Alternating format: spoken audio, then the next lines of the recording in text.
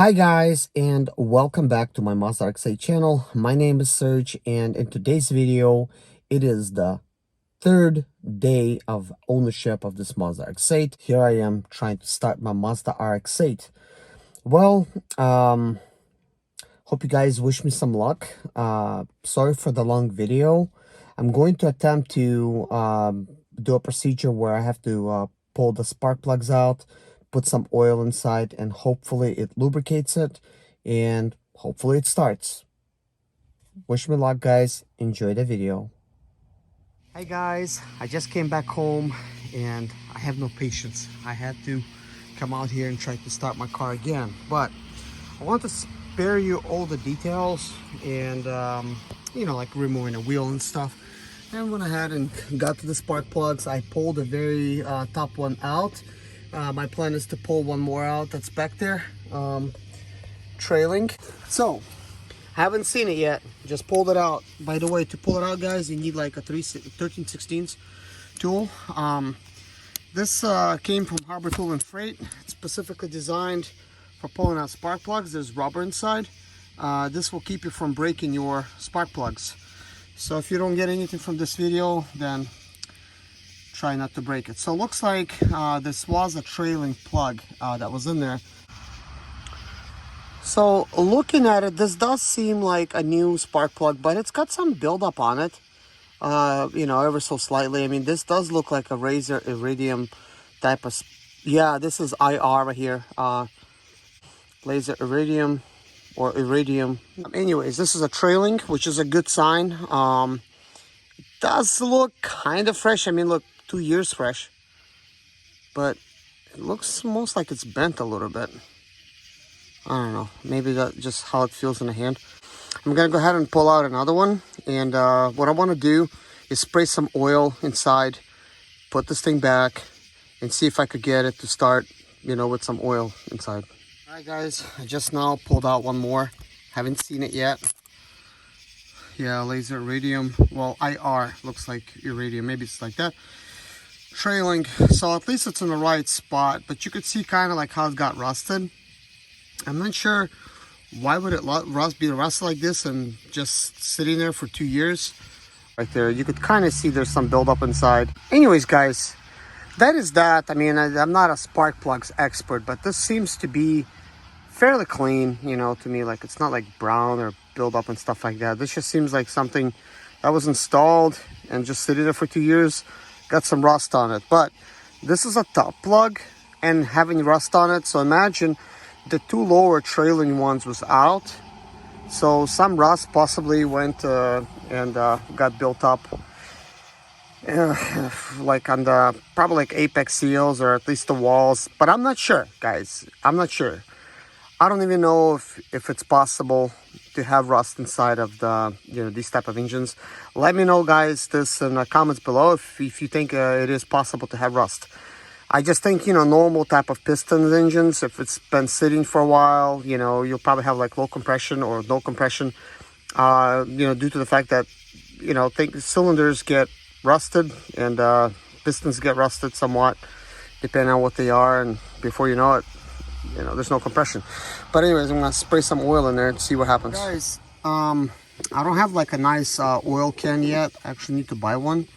So I'm going to use a turkey baster, and look how much oil that is. That's a lot of oil in there. Well, it's all in the handle.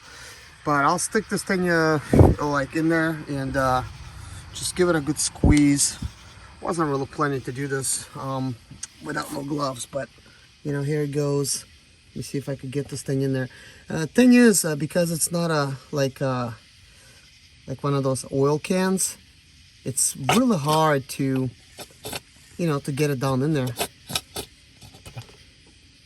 So, you know, we got some oil outside of the engine, which is fine. I'm not that concerned with that portion. I just wish I could get some inside. And it's so tough, like aiming and not seeing like where I'm going. Like, it's right there.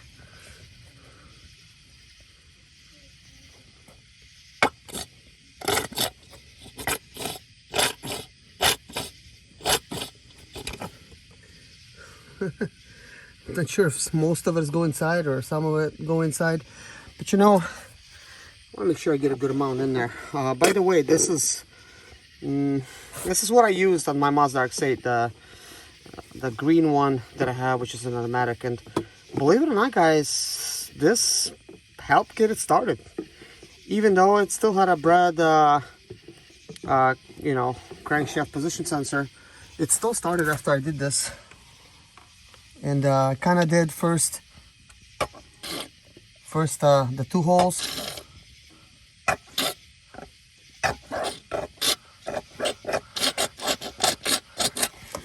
So on the, by the way, I don't even know how much of it is getting out. Like, it seems like barely any is getting out.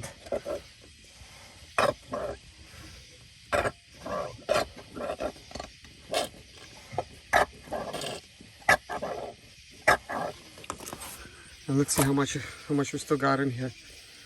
Okay, well, a lot more came out that time. So just like last time, I first oiled 2 holes. I first oiled the 2 ports for the spark plugs, and I put those in.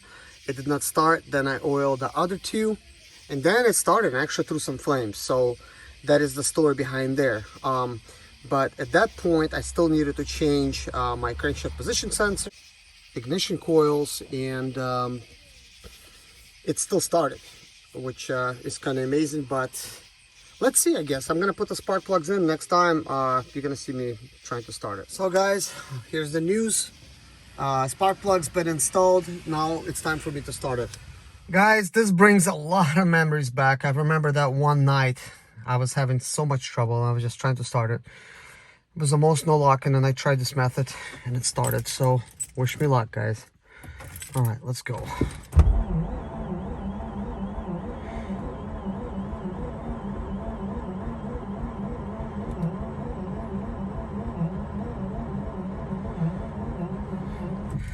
Well,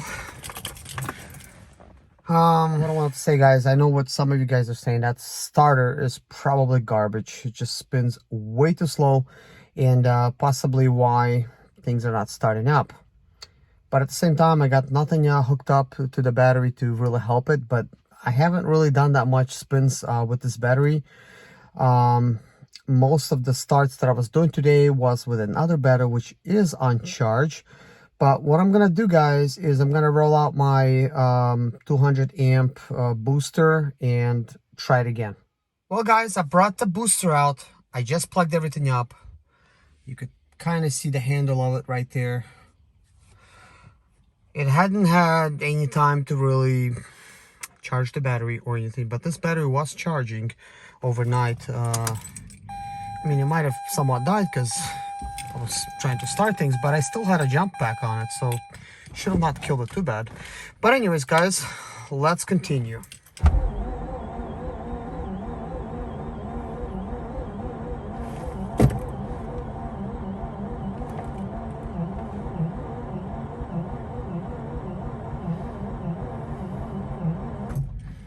It just seems so weird. So guys, let's try this.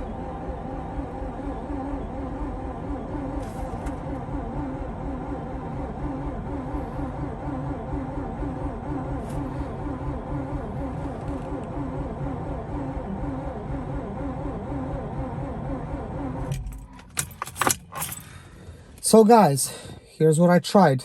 So I did get out, I did remove 2 leading spark plugs. I oiled them up. And of course, one of them I noticed right away because, I mean, it was a lot easier for me to see. On left leading one, the very first one, I could tell that the rotor is actually blocking the passage. Which I think at the first time, the right one is being blocked. This is why all the oil was pouring out. I couldn't really see. Because that was tough to see, tough to film that little angle. The leading ones are a lot easier to film. Trailing is not. I mean, with an iPhone, at least. Especially if you got an iPhone 12 Pro Max, 512 gigabyte version. You really don't want to get it down in there, you know. Try to break it or mess it up. But anyways, guys, that being said, that's what I did. I also noticed that my jump box was blinking on the 200, so it means it wasn't really doing anything. So I switched it to 40 watts charging while I was actually doing all this, which it does not take me long to do this at all. I'm actually going to need to video the whole procedure tomorrow, just to focus on that, just to show you guys like what I'm doing in the daylight. It's just sometimes I get something in my mind and I just want to get it done, guys. I mean, I'm hoping I could just get this thing started today. Like, that would be like so awesome. So let's try starting it again. This time I'm gonna start with my foot down for deflooding. Slowly letting it go off the gas.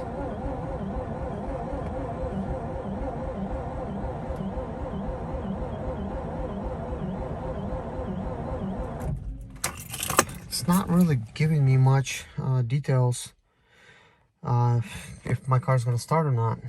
It just seems like the battery's still weak and it's just dying. But I'm gonna go outside. I'm gonna check my battery box. So guys, this is what I got. Like my little setup. You can see I got my light, which is actually my studio light that I'm using on it.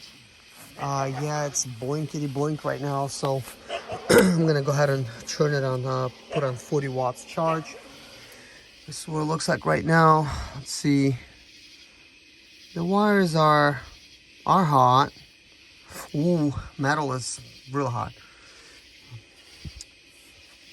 But what I'm wondering is, hoping that when he installed, man, why am I drawing a bunch of blinks today, guys? I'm so sorry. I'm looking how I'm filming and I'm getting kind of like no focus. But you could kind of see back there the ignition coils, and what I'm saying is, like, I'm hoping that they're installed correctly. I haven't checked them yet, but it just seems like I'm not getting an indication of it trying to start, you know, just like not getting nothing. But I'm not gonna give up. I just really think that the starter should be rotating so much quicker. And I got so many questions, and some of them are so repetitive. I mean, one of them is the eccentric shaft sensor. I mean, is that new or is that old, or, you know, is it any good? Did they go bad just from sitting? You know, so many questions, because, I mean, just sitting there for 2 years, I mean, who knows? But I've heard some of you guys say that you just cleaned yours up and put it back and things work. Hey guys, I'm like literally just like answering some of your, well, more like responding to your comments. But anyways, I've been having my car, it's been basically getting 40 amp boost for charging, and I'm gonna switch it to 200 amp. Gonna go inside and I'm gonna attempt starting it again, guys. All right, here we go, guys. Wow, that's so much faster. I like that. Look at that. Okay, we'll just stop for now. Yeah, guys, what I want to say is I'm like multitasking while waiting these 60 minutes type of things. I'm opening up my Mazda RX-8 channel, and I'm looking at your comments, and I'm responding to some of them, and it is really interesting, because the whole entire time when I started this channel, I was hoping to build a Mazda RX-8 community around this channel, other Mazda RX-8 owners, so that we could share tips, ideas, and just talk to each other, because we are definitely like-minded people, and we're dealing with these cars, and I think the more information we get about them, that we learn about them, the better. And guys, thank you so much for your tips. Really, thank you, because some of you guys have owned your Mazda RX-8s a lot longer than I have, and some of the comments, they've been pretty detailed, and I think definitely it's worth trying some of those methods out. Let's try starting this car again, and I'm gonna get back to you guys on what some of those things are. All right, guys, here we go. Wow, so much more alive. Okay, let's just turn it off. So guys, I've got a recommendation, of course, since the car been sitting for such a long time, to basically go through a host of things and, you know, replace some stuff. Anything from spark plug wires to ignition coils to, you know, other things. But one of the main things that I think that it needs replaced, and I agree with the comment, is the fuel. Put some 93 in. That's what I got in one of the comments. That is definitely the truth, because 93 octane is what really we should be running here, and we should be pre-mixing. I don't know if this person was a Mazda RX-8 enthusiast, or maybe just somebody that wanted a sports car and they own it. I'm not sure if they knew about the pre-mixing. I mean, now there's a lot of information out there on the subject, and I think still many people don't premix. As a matter of fact, I just mentioned this the other day, and like they're like, "What? You got to premix?" Like, you know, they thought I was joking. Like, yeah, really.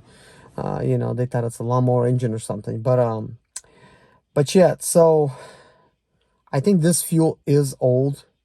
But guys, I'm like so hesitant to try to start this thing, so I'm sure you could excuse me. But obviously the fuel is old.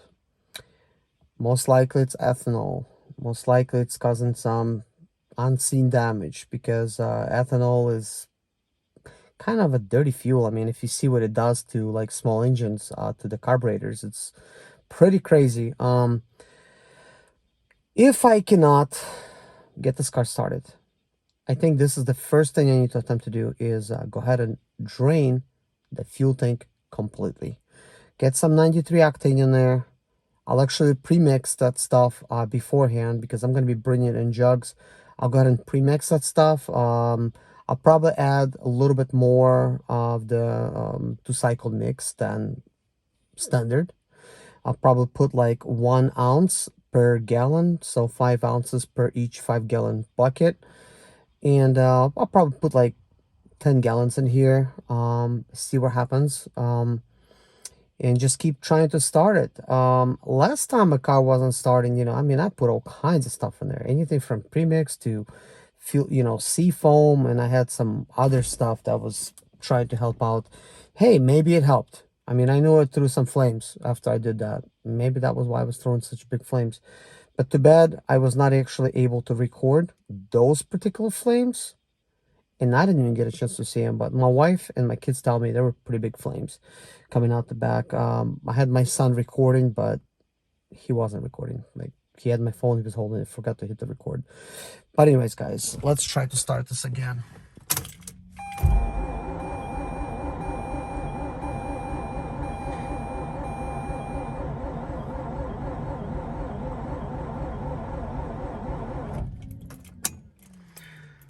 So that's a lot more live. What I'm trying to find out is my fuel tank even running?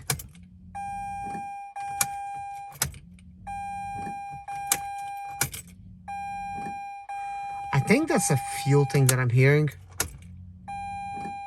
but it kind of shuts off.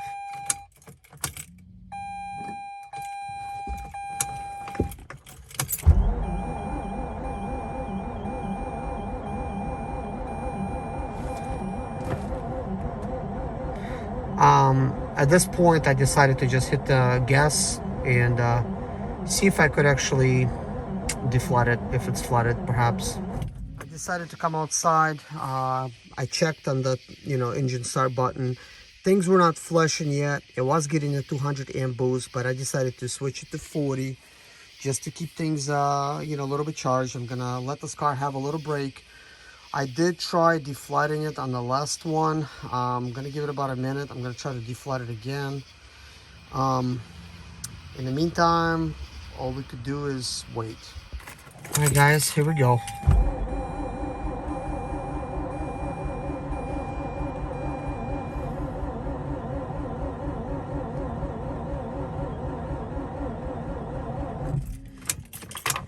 What do you think about that, guys? It is spinning a little bit, but I don't know, it's just not catching. Wow. Guys, what do you think? Write in the comments below, guys, if you've watched it this far, because it is a long video.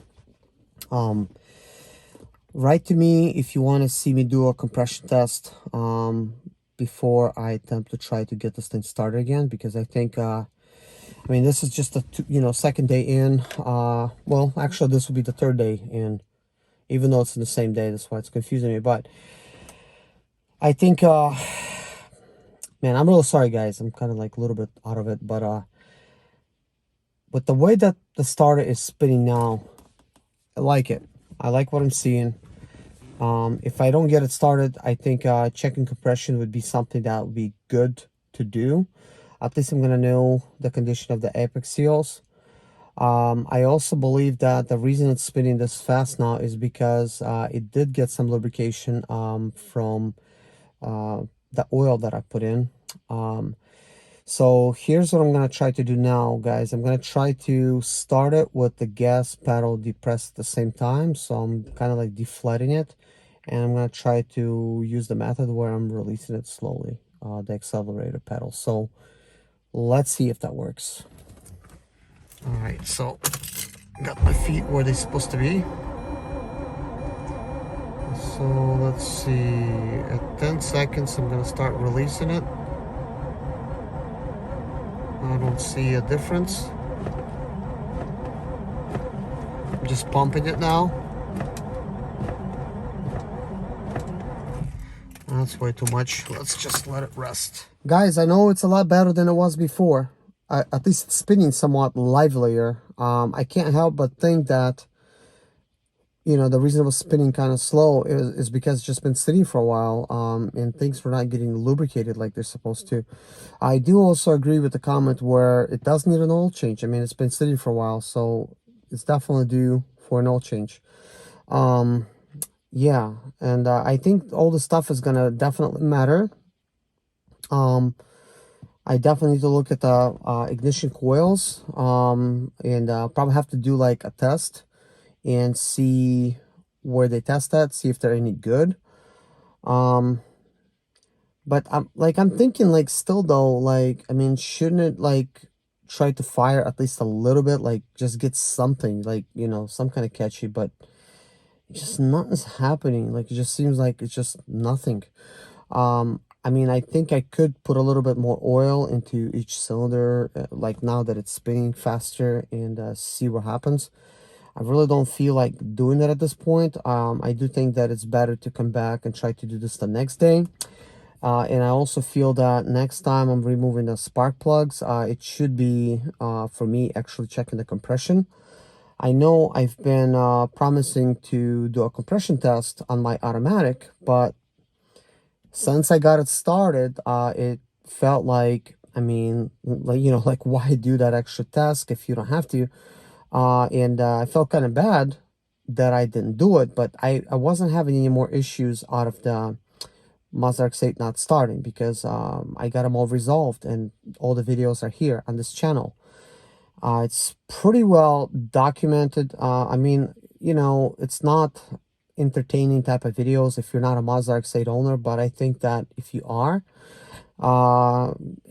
you know, you'll see me do everything, including like some stupid stuff, you know. Not that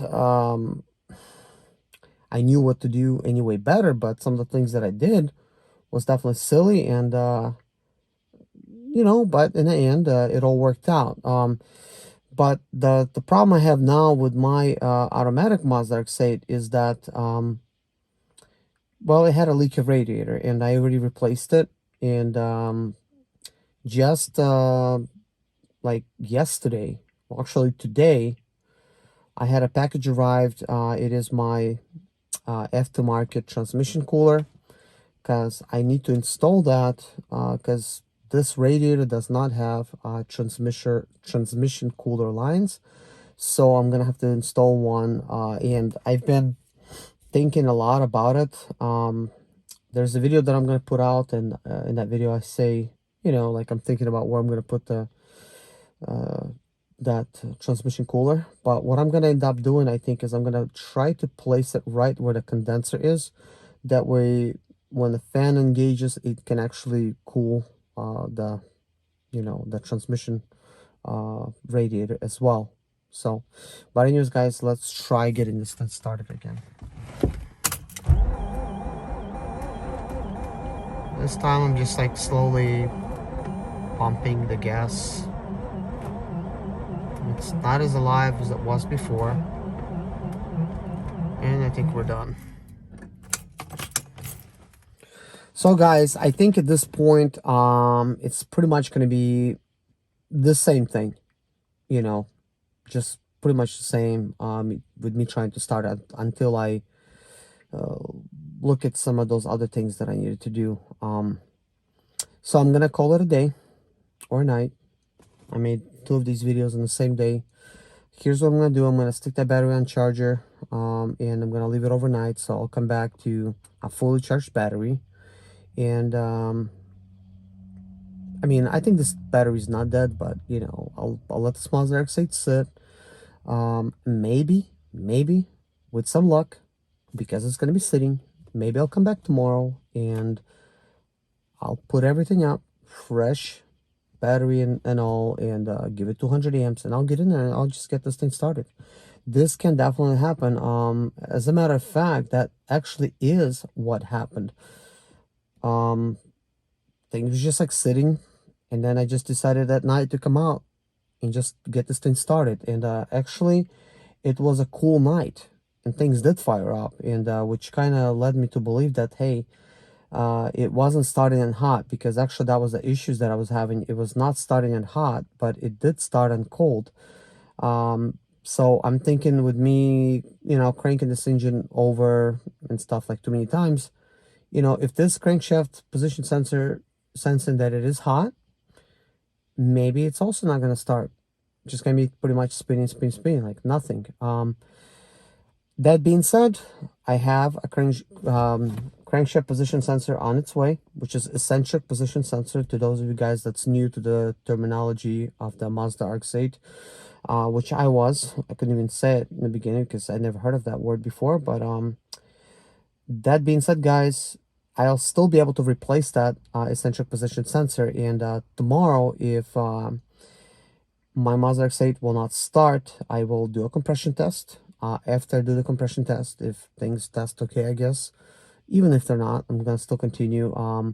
But if my starter is spinning slow, I'm gonna try to swap in my other starter from my automatic Mazda RX-8, and I'm also gonna try to compare the two. I mean, maybe they're the same, I don't know, but there is faster starters out there. And I think if you're having some starting issues, I mean, if yours is starting somewhat but just difficult, try upgrading the starter.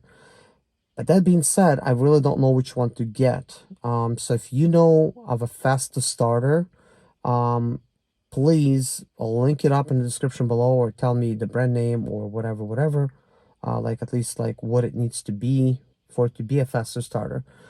But in the meantime, I'm going to try to do that research myself, and if I find out, I'm going to make a video about that to help out new Mazda RX-8 owners that maybe just picked up a project car, because I think at this point some of them are project cars. You're just hoping to get it started. Maybe if you don't get it started, you might case swap it, or you might put a 2JZ in it, or maybe LS swap it. I mean, that seems like the most popular options. But here's a silly idea, guys. I just recently acquired a Volvo S60, which is a 2.5 liter turbo engine. And you know, those Volvos are heavy cars. Now, I haven't done my research yet to find out like what kind of engine that really is. So maybe I could get a project RX-8 that does not start, and I could just also pick it up on a cheap. But I think this is pretty cheap, you know, $2,000. But you know, hopefully I could get one for $500. I mean, I really don't want to pay another $2,000. I mean, I already got 2 of them, but I think, shoot, what if I swap in that Volvo engine in it, you know? I mean, it would pretty much probably almost kind of like, I mean, it's a front wheel drive engine on that one. So when I'm saying some of these things, almost like I'm thinking, I think it's going to get a lot of Volvo components. I mean, it'll be like crazy project. I mean, I could just swap in all the Volvo electronics and everything. Basically, that engine would be like in the RX-8 shell, but the car is gonna think that it's a Volvo. You know, as crazy as it sounds, but at the same time, it's not that crazy. But that swap would be basically keeping the Volvo's components. But the fact is that it's not a rear-wheel drive. It's just a front-wheel drive. I kind of don't like that idea because, you know, it just really would complicate things, maybe. But I'm thinking maybe almost treat it like a case swap, you know, just get a conversion type of, you know, plate for the transmission and try to do something. I mean, maybe it would be me just trying something new and just, you know, going at it. But guys, I do have all the stuff. I mean, I have a really good welder that is from Harbor Tool and Freight. It is 200 unlimited. I also have a plasma cutter, and I think if needed be, I could cut myself one of those plates and drill all the necessary holes and just do a conversion. But I'm wishing to do that not right now, but more like when I get my shop built, because I am kind of waiting on that, and I'm getting some things ready for it. I bought myself a Bobcat, and I'm trying to get to where I'm going to be grading some of my land and put a shop.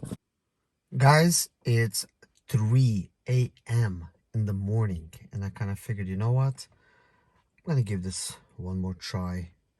The battery has been charging for a while, all this time. So I just hit 200 amps. So let's see what's going to happen.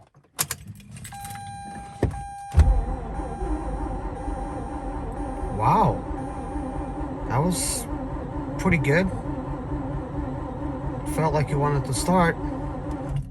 I'll just let off for now. All right, let's try this again.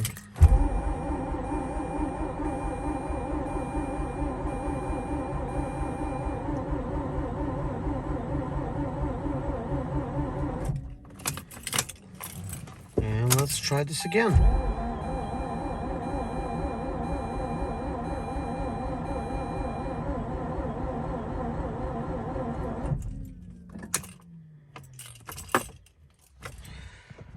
So it's probably not gonna crank over, so I'm just gonna try to deflood it and just leave it alone. Hey guys, speaking of starters, I just looked into it and I noticed that automatic starter cannot be used on a manual car. So therefore, I cannot simply remove my starter from my automatic and put it on my manual car. Also, I've done some research, and turns out that the original starter is 1.4 kilowatts, and I found some on eBay for 50 bucks at 2.0 kilowatts, and I even found one for at 2.2 kilowatts, but that one's a little bit much, between 130 and $150. But you want to make sure that you look at the listing and you read how many kilowatts it has, because sometimes they're priced the same, but the kilowatts it's much smaller. So here's what I've done, guys. I figured I don't want to spend 150 bucks on a 2.2 kilowatts. Since original is 1.4 kilowatts, I think 2.0 kilowatts should be sufficient. But of course, if you got the extra money, you know, go ahead and get a 2.2 kilowatts. I'm just going to attempt to try and use a 2.2 kilowatt starter, and hopefully that, you know, keeps everything started pretty good. So I've ordered it, but that's going to be in on like on the 20th, possibly, you know, later. So hopefully I get this car started before then, and the starter is going to be a bonus. But anyways, guys, thank you so much for watching. Take care of yourself, guys. Good luck with your Mazda RX-8, and please subscribe to this channel if you haven't already, guys. If you don't know by now, this is a Mazda RX-8 channel, and I'm always going to be posting videos about the Mazda RX-8s here. Any problem that I have, any solution that I find, any modifications that I do, I will share it with you guys and tell you how they work, and we could communicate together and help answer each other's questions. And I think that's what it's all about.